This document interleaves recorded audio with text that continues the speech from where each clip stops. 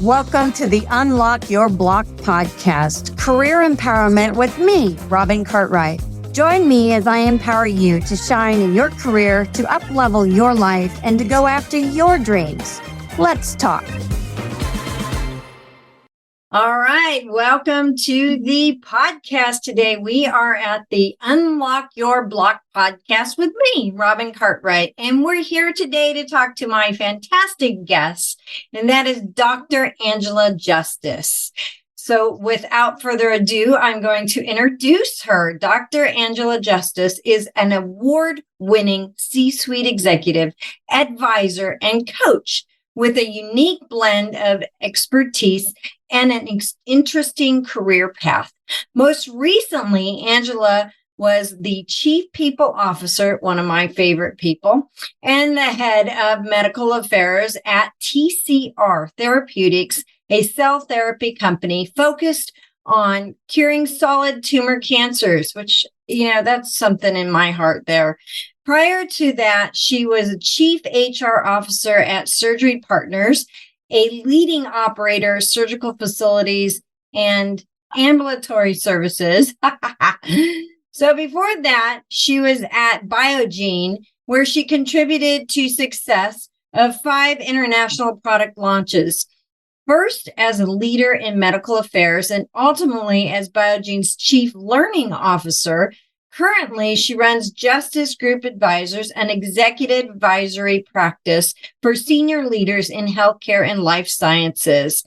You can learn more about Dr. Angela Justice by visiting her website at justicegroupadvisors.com. We will have that in the show notes for you folks, and I will hopefully repeat that at the end of it. But it is justicegroupadvisors.com. And you can learn more about how to contact her, information about her. And Dr. Justice, thank you so much for being here. Really appreciate it. Today, we're going to dive into lessons learned in your career, as well as a coach. And what I thought was so unique about Dr. Angela Justice is that she has a blend of a lot of unique experiences and went into my area, which is human resources. So, one of my faves. Anyways, thank you for being here. I appreciate it. Oh, thank you, Robin. It's such an honor to be a guest on your show. Thank you. Great. I'm so excited. So tell me kind of a little bit about your progression of your career from, don't dive into 20 minutes, but just from, short to where you are today. How did you get here? Yeah, good question. So it's been a bit of I don't know, almost a winding path, I would say. I started out actually thinking I was going to be an academic. So I got my PhD in neuroscience at the University of Chicago and realized in the course of doing my work there that staying in academia wasn't for me. I wanted to do something a bit different, something where I was able to see the impact a bit more immediately and on a bit more people. So I went to McKinsey and was a management consultant for a time, which I really viewed as my crash course in business, right? Coming from a science background. If I wanted to do something in the business world, I figured I'd better learn something about business, and really had a great opportunity to learn from the best at McKinsey. From there, I went to work for one of my clients, which was a patient advocacy group called the National Multiple Sclerosis Society.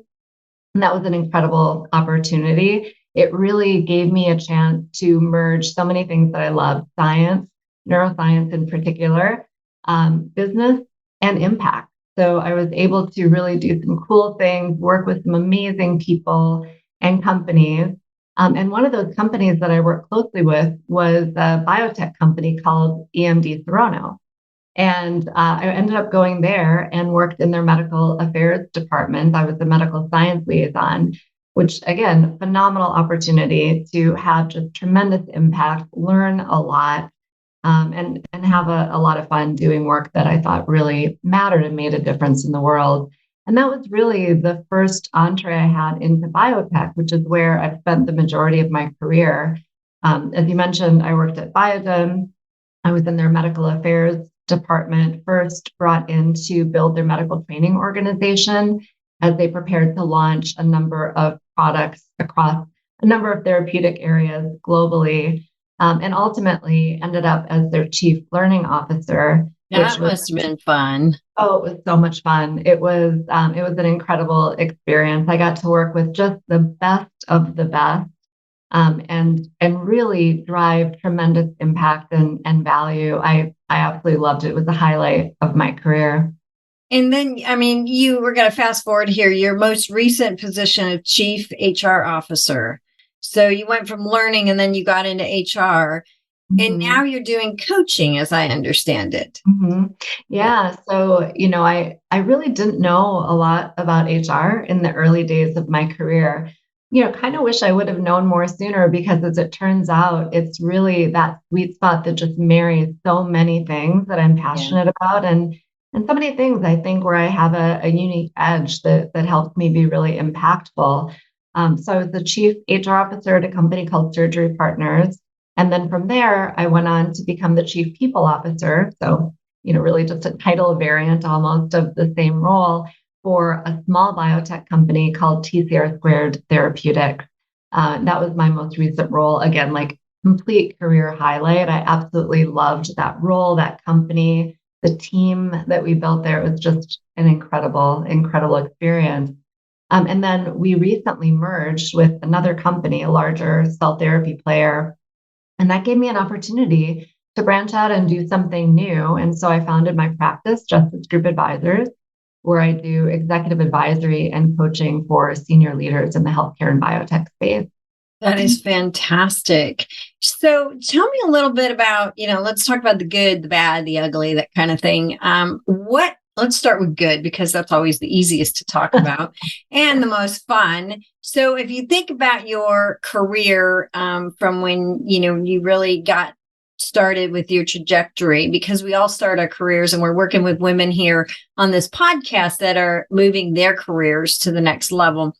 So when you started that out, what were the good points? And if you look back on it and you say, okay, this was the good, this was the good, because I can look back on mine and say, I had some great mentors along the way that were fantastic, that really helped me. I also had some coaches. I mean, I had coaches, and back then they weren't really coaches as much as it wasn't a big coaching industry at the time, but I worked in the outplacement. So I had leverage to work with some career coaches, and I was lucky in that I had that. Tell me a little bit about yours. Yeah, that's such a great question. And, it really does take some of those early experiences are formative, right? And having great leaders, great mentors, access to coaches can make a world of difference in someone's career trajectory. Yeah, when I think back to the early days of my career, I was just really motivated to learn, to have an impact. I was really curious. I've always just been really curious. And I was lucky to work with people who stimulated that and who, let me try different things and explore. And McKinsey was a great place for that, frankly, because, at McKinsey and most management consulting organizations, you don't stay with one client or one project for very long. You kind of move around and get to experience different things. And for me, that was just a gift because I saw how different companies operated. I saw what made different leaders successful. I saw what made, some leaders not so successful. And those were really formative experiences for me. So I think the opportunity to just kind of exploit that curiosity and that learning early on and really see lots of different things was Mhm. a huge advantage for my career. Well, and I think also you mentioned learning. And as we go through our career, we start realizing, like, oh, this might be interesting. I think I might want to do that. And I think learning more about those opportunities is formative with trying to figure out what it is you want to do. And I remember I thought I wanted to go into learning. I thought that's what I wanted to do. And I reached out to somebody and had a conversation. He was a VP of learning for a large retail organization. And he and I had a great conversation. I learned a lot about it. But when I really had the discussion with him at the time, I had a young son and I was, needing to be available to him. It wasn't the right time for me to start doing learning and classes and traveling all over the US doing this. But it was great. I learned so much. And without that, I would have been spinning my wheels looking for a job I wasn't ready to take on. Yeah. Well, you raised something really important there. Learning about different opportunities and really learning from people who tell you the good, the bad, and the ugly, right? Is Right. so critical. And just think if you would have gone into a learning role and not known that it Oh, required a lot of travel, not known that it was going to be, really difficult for you to manage that and have a lifestyle that you wanted to lead, you probably would have been miserable. I mean, it would have right. been really challenging. Very challenging. Yeah. So that's one thing I always work with my clients on is really, investigate, research, make sure you Yeah. understand what it is you're getting yourself into, because you may get yourself into something that's not the right situation for you at this time. Doesn't mean it isn't good for you later, but at this time. Yeah. Yeah. So Well, that's, and, I think that that speaks to just knowing what questions to ask, right? So a yep. lot of people like to tell you the good, right? The good is easy. The good Oh, is yeah. but to ask the questions about what it's really like what are the challenging parts of this job? What do you love? But what's challenging? What's hard? What might be a deterrent? I think that's Right. important. I'm not sure everybody thinks to ask those questions all the time. And most people, that's not what they volunteer for stuff. They volunteer the Right. good.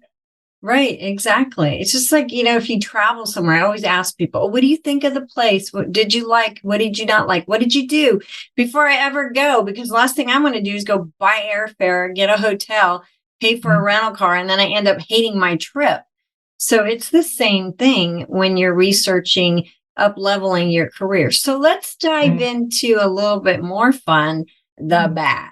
The bad. 'Cause Yeah. I know that I've run into the bad a couple times where I've taken on roles that just weren't really my wheelhouse. And I've had to, I was successful and I made them work, but I really then had to navigate back to my wheelhouse. So what about you? What has been your bad in your struggles Mhm. of your career? Yeah. Yeah, it's a great question. I luckily I've been pretty fortunate in my career and I've like you said, I've made everything work. I've been able to be successful in all of the roles I've had. But I'll go back to McKinsey because that was a really challenging role. Seminal. One of the best career moves that I made for sure, but it was tough. I came from a PhD program, right? So studying, learning, teaching, doing research, but very academic, right? Into this really fast-paced, tough world of management consulting. I knew nothing about business. I mean, I really didn't. I knew a lot about science. I knew very little about business. And then, frankly, I approached business as a scientist. And what that meant for me is I had to study, study, study. I mean, just to get to like Oh baseline yeah. competency, I was doing so much more work, I'm sure, than most people that came in with an MBA, right? They came in with that basic business knowledge. I had to learn on the job. And so I was trying to Yep. learn, do, and try to not look like a fool in front of my team or clients. And I remember it being a grind. I was working Yeah. really long hours. I was traveling a lot. It was great. I loved it. I learned so much. And for me, that's always incredibly motivating. But boy, there's a time and a place in your life to do that and a time and a place not to. And I couldn't do it today. I Yeah. definitely couldn't. It was And tough, really yeah, and tough. it's funny. You mentioned it was challenging and you had to learn a lot. And I've had those roles where I took on a role that was more compensation, more benefits related than I wanted it to be. And I'm not an expertise in benefits. So that was very difficult for me to learn. And yeah, every night reading up on things, taking classes on the weekends, trying to get up to speed with stuff. But at the same time, even though it's challenging and it can be considered bad or frustrating. I don't ever think anything's really bad. It's a huge growth, right? You grow Yeah. so much in those roles. Oh, that's absolutely right. I mean, I think any time where I've had to really just double down and dig in and put in the extra time and work even harder than normal, those are the times when I look back and I say, wow, that really accelerated my career. Like putting in that time, doing that work, going through some of those hardships, that was an accelerant to my career and absolutely critical in getting me to where I am today. Yeah. So challenges are good. I mean, I really believe that, being challenged in a job is important. And I think that's part of the issue with a lot of individuals who want to uplevel their careers. They're excited about the opportunity of the challenge, but they're scared at the same time. Yeah. So they get an opportunity. They think they want the opportunity. They talk to everybody about it. They do all the steps for it, but then they don't quite jump in. So what advice do you have for those who are looking at an intense, challenging opportunity and not 100% sure they're ready to do that? Yeah. Well, I don't know, perhaps as a consultant, I would say probably you need to build a framework and have some criteria to make a decision, right? So I always like to advise people to make a decision matrix and think about what are the criteria that matter, right? In terms of making the decision and how would you weight those criteria in terms of relative importance? And then go through the work of putting numbers, to the different criteria and the different decision points and taking as much of an objective view and look on the situation as you can. And I think it's a matter of being really honest about what matters. And frankly, there's nothing wrong with saying, gosh, it really matters to me that I'm home every day by X time, or that I'm not traveling, or that I'm able to take my weekends off. If those are criteria that matter, they Yep. matter. And you need to be really honest about those. I think sometimes where people maybe make some mistakes that are trip up is when they're not completely honest with themselves about what really matters. Yeah. No, and I think figuring out your priorities is really important. Like you say, Yeah. decision framework. I do the same thing with my clients. Let's figure out your priorities, where you are in life. Is all this something you can take on? Like the job with the learning, I couldn't do it because it had too much training Yeah. and it was all over the place. And I had a young son. And yeah, I mean, and not to say now I'm doing lots of training, which is great. But yeah, you have to kind of look at where you are in your life at that time. So yeah, I definitely think making your priorities known, your decisions, working on a decision matrix, great idea. Yeah. So then you landed after all this, you went into coaching. How has that been for you? It's fantastic. I mean, I'm absolutely having just the time of my life. And, it's pretty early in terms of my practice as an executive advisor and coach. But of course, I've been doing executive coaching for many, many years. I would say I've had a coaching kind of approach to management for my entire career. Mm-hmm. So doing this now as a profession, doing this, as like what I do day to day, it's just incredibly rewarding because you can make such a difference in relatively like little time with some people, right? It's just such a rewarding opportunity to be able to help leaders grow and thrive and help teams really come together to solve big problems and get results. And for me, again, I love, the opportunity to kind of dabble with different companies and learn different things. So it satisfies my innate curiosity of learning, because I'm learning every day about different companies and industries and clients and teams and challenges. So for me, it's incredibly fun, and the impact is it's just really gratifying. Yeah. And you keep talking about learning. And I think learning is a big word because it's really what motivates us in life. We go through life and we constantly want to learn. We want to be challenged. We want to grow ourselves. And when we're not and we're feeling this stagnation, it's just not exciting. That's when the job doesn't look fun anymore. That's when the day to day is miserable. To me, that's when I would get that pit in my stomach on Sunday night before I had to go to work on Monday going, I really don't want to do this again. I've already done this. And I think a lot of times companies don't look at their employees in depth enough to figure out, okay, this person's stagnant. They've kind of hit their platform. There's nothing else going in this career to grow them. And that's where those in HR, we all talk about the career development ladder. And I think a lot of companies just don't put enough emphasis in there with their managers. They might do it on the HR side, but it's working with the managers and the employees to help them understand that just because you're stagnant does not mean it's the end of the road for you, right? Mm-hmm. Yeah. No, you're so right. I mean, I a couple of thoughts on that kind of came to mind as you were talking.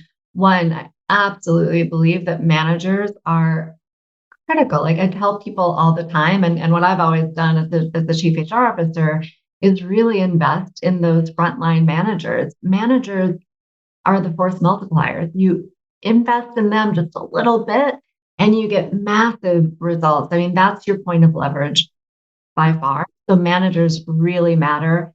Absolutely the first place to target, I think, for most organizations. And then the other thought that occurred to me is that of owning your career, right? I think while it's great for companies to provide resources and guidance and really encourage people to grow and learn, at the end of the day, it's up to every individual to own their own career and take Right. charge of that journey. So yeah, I think both of those points that you mentioned are critically important. Right. And I think those who really grow to the top of their career, like you, like me, who really accelerated themselves, really took on that challenge of owning your career. Because I remember, oh my gosh, this must have been 20 years ago when I was early into my career. And I sat there thinking, well, why can't I get this promotion? Why aren't I moving forward? And I remember a mentor at that time saying, well, does anybody know you're interested?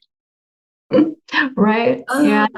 I don't know. I magically just thought everybody would know I was ready and I wanted the promotion, but Right. nobody knew. No, no. I mean that, and I think that's such a common situation. I think a lot of people think, gosh, if they just do great work, it's Yep. going to be recognized and rewarded. Yep. You Right. are recognized, but not that way. Yeah, and at the end of the day, you have to be your own advocate. You have to not only do the good work and really, of course, you have to deliver, but you also have to let people know what your aspirations are and let them help you. Right. And I don't just mean let them help you get promoted, but let them help you learn and grow and develop. It really does take some self-advocacy. That's great. Well, this has been fantastic. I really enjoyed chatting with you.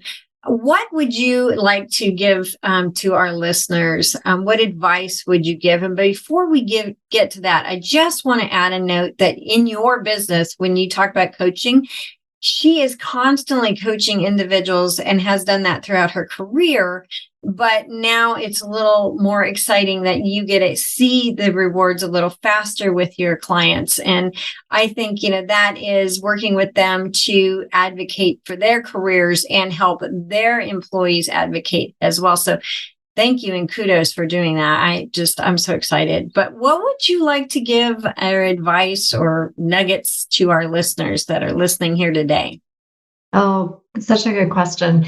I think one of the bits of advice that I tend to say a lot, like I find myself sharing this advice with a lot of people, and a lot of people cite it back to me and say this advice really helped them. And it's just like a little phrase, which is be the buyer, not the seller. And what I mean by that is every individual, again, really needs to take an active self-advocating role in their career. And it Mhm.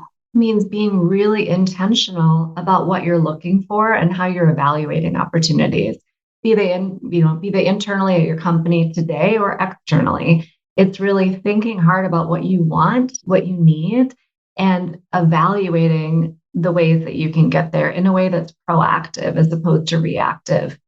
Right. Exactly. Exactly. I think far too many people do the reactive because they've already gotten to that point where they're frustrated. And if you do it before you kind of get that gut feeling that you want more, start making a plan, put your action together, work with a mentor, a coach. Yeah, Go absolutely. shopping, be the buyer, right? Not Right. just the buyer. Exactly. Yeah. Exactly. So thank you so much for being here. And do you have any little tidbits for our listeners about your business and organization? Oh gosh. Well, one thing that's kind of exciting. Hopefully by the time this airs, it'll actually be out. But I just wrote a book. It's a workbook and guide to help people get their company to pay for executive coaching. So it's really a guidebook to build a business case that will get funded. It's full of That all insider tips and tricks and templates. Like the decision matrix, I have a decision matrix template in there and walk people through exactly how to build it. But the goal is to help people, again, build a business case that will actually get funded to get their company to invest in their coaching and thus their development. And I believe wholeheartedly that more companies should help their employees in every way possible. They have all these university programs, but they don't really work with, and they have the programs on benefits to help employees with therapy, but you don't have programs to help them with coaching. And coaching is so vital. Because the one thing that people don't understand about mentors is mentors are there, they've been in the position, there's somebody to ask about the job and to learn, but they're not going to keep you accountable. They're not going to move you forward. They're there just to give you advice. Whereas a coach is working with you day in, working with you, giving you homework, keeping you accountable, moving you to the next step. And really, companies should, I personally believe companies really should wrap their hands around this because it's huge. And there's coaching in all different areas: career, health, fitness, lifestyle, everything. Yeah, absolutely. Great. I'm so glad. I'm going to go buy that book. That's exciting. All right, folks. Thank you so much, Dr. Angela, for being with us today. And that is Dr. Angela Justice. And you can find her at justicegroupadvisors.com. She also has a website, a LinkedIn page. I will have all of this in the show notes, but we really appreciate you being here.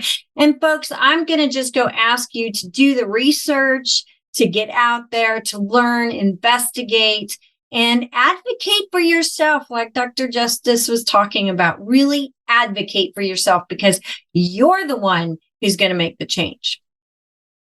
Great. Thank you, Robin.